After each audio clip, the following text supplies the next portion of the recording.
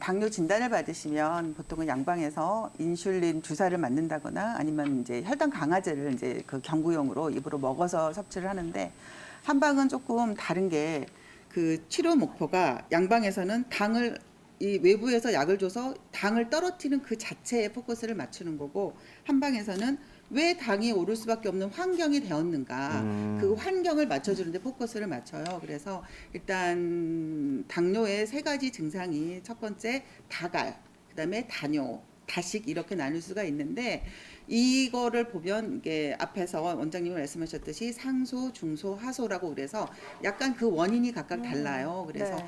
상소라고 하는 거는 위쪽에 심장이 허해서 위쪽에 쌓인 열을 해결을 못했을 때 주로 갈증이 많이 나고 입이 마른다거나 이 상담자분처럼 코에 이렇게 코가 자꾸 마른다거나 뭐 안면 홍조가 있다거나 이런 증상으로 얼굴 쪽으로 화가 올라오는 증상이 나오고요. 그다음에 중소라고 하는 거는 주로 다식으로 증상으로 나오는데 위열이 꽉 차가지고 계속 먹어도 배가 고파요. 그 말은 먹어서 안에서 다 소모를 시켜버리기 때문에 다식의 증상으로 나오기 때문에 이때는 위열을 끄는 쪽으로 환경을 바꿔주는 치료를 하는 게 좋고요.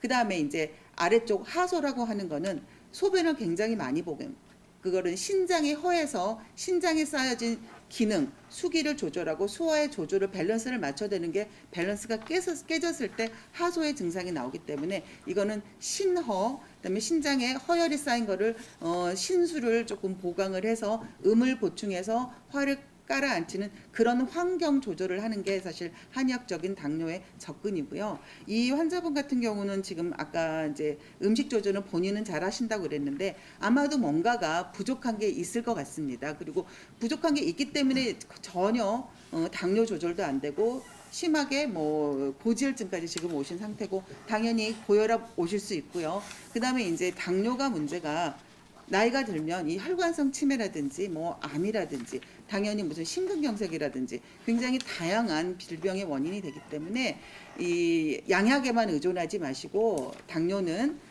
약과 본인의 환자 관리 그다음에 한의학적 관리가 이게 같이 조화가 되어야지 사실 비로소 관리가 되기 때문에 식이요법뿐만이 아니라 운동요법도 굉장히 중요하기 때문에 운동요법을 조금 더 적극적으로 좀 전문가하고 상담을 하셔서 하시는 게 좋을 것 같습니다. 네. 갱년기라고 하면은 사실 몸에서 물하고 불, 음기와 양기가 이렇게 밸런스를 잘 맞춰야 되는데 나이가 들면서 여성 호르몬이 없어지면 일단 자꾸 열이 나는 거는 에스트로겐이라는 여성 호르몬은 사실 혈관을 이렇게 이완을 시키는 작용을 하는데 에스트로겐이 줄어들면 이 혈관이 자꾸 수축을 하게 돼요. 수축을 하게 되면 이게 당연히 열이 발생을 하겠죠. 그러면서 이 에스트로겐 때문에 안면 홍조증이 나고 또 상대적으로 이거를 한방적으로 보면 이 불이 올라오는 거를 막아주는 이 아래 신수라고 하는 이 뿌리가 점점 말라가면서 허열이 자꾸 뜨는 상태이기 때문에 한방에서는 자음 강화라 그래서 아래쪽에 물을 촉촉하게 주면서 위로 올라오는 허열을 내려주는 자음 강화요법으로 할 수 있는 뭐 약을 쓴다거나 아니면 침치료를 한다거나 아니면 아랫배를 따뜻하게 해주는 좌운요법을 한다거나 이런 식으로 접근을 하죠. 그렇다면 혹시 갱년기에 좀 도움이 되는 음식이나 약재 같은 거는 없을까요? 일단 열이 만약에 올라오는 경우에는 네. 국화차라든지 아. 열을 꺼주는 국화차라든지 아니면은 아래를 좀 따뜻하게 해주는 아래 물을 조금 줄 수 있는 차는 좀 둥글레차나 둥글레차요. 이런 거는 그냥 그다음에 이제 보편적으로 석류가 천연 에스트로겐을 많이 함유하기 때문에 네. 석류차를 조금 편안하게 드실 수 있죠. 안녕하세요. 걱정이 많으시겠어요. 남편분 때문에. 예. 네네. 폐는 사실 원래는 촉촉해야지 병이 없는 건데 폐가 자꾸 말라가시는 거거든요. 나뭇가지가 말라 비틀어지듯이 네. 보니까 젊었을 때 늑막염, 폐결핵도 앓으셨고 예. 지금 보니까 뭐 한 가지 병이 아니라 기관지 확장증까지 오셨다면 예. 이 폐나 기관지가 제대로 역할을 못하는 거예요. 예. 그래서 지금 다행히 한방 치료를 받고 계시다고 하니까 촉촉해야 될 폐가 너무 말라서 그게 이제 몸에서 그 수분이 진액이라는 게 보타져가지고 가래가 되는 거거든요. 예. 그 마르니까 기침도 나오는 거니까 사실 한방에서는 병을 1년이 걸려서 원인이 생겨서 발생한 병은 사실 치료 기간은 1년을 잡으셔야 되고요.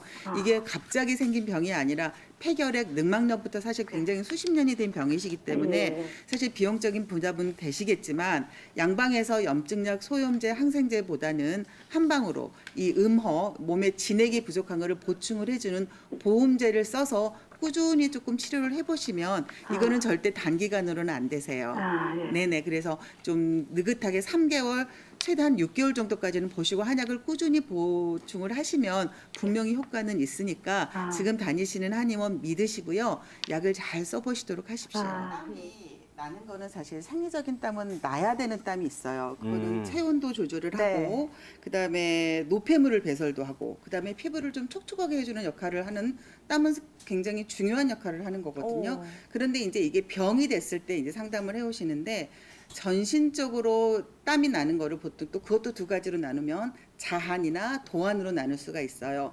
자한이라 그러는 것은 낮에 활동을 할 때 또는 생각을 많이 했을 때 깨어 있을 때 나는 땀이고요. 도안이라고 하는 거는 꼭 잠잘 때만 나는 땀이에요. 그래서 그 기전은 조금 다르기 때문에 사실 땀이 나면 환기를 이렇게 데려서 먹으면 무조건 땀이 안 난다고 접근을 하시는데 사실 그거는 상당히 위험한 접근이거든요. 왜냐하면 낮에 활동할 때 나는 땀도 종류가 아까 지 원장님이 그 줄이라고 하는 그 땀구멍이 허해서 밖에서 이렇게 막아주는 그게 허해져서 줄이가 열려서 땀이 나는 경우는 사실 허하기 때문에 환기 같은 게 의미가 있을 수 있지만 반대로 몸 안에 너무 노폐물이 쌓여서 습땀이라고 하는 게 많이 쌓였을 때는 그건 사실 땀으로 배출을 해야 돼요. 그래서 사실 사우나에 가서 땀을 흘리고 나면 몸이 개운하다고 하시는 분들은 몸에 습땀이 많은 분들이세요. 그분들은 습땀이라는 노폐물을 땀으로서 배출을 하고 건강한 또 음료수를 잘 마셔서 순환이 잘 되도록 하는데 이분들은 환기가 맞지 않아요.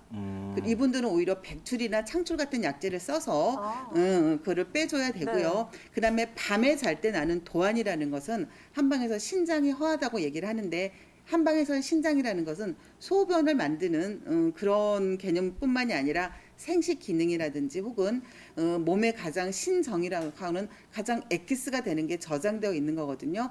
그게 사실 말라가면서 허화가 둥둥 떴을 때 음허 화왕 이 상태에 있을 때 사실 식은땀이 나거든요. 그래서 아이들이 밤에 잘 때 땀을 흘리면 분명히 그 아이들은 기관지가 문제가 있을 것이고 아토피가 있을 수도 있어요. 이때는 음을 보충을 해주고 화를 내려주는 자음 강화 요법으로 접근을 하셔야 됩니다.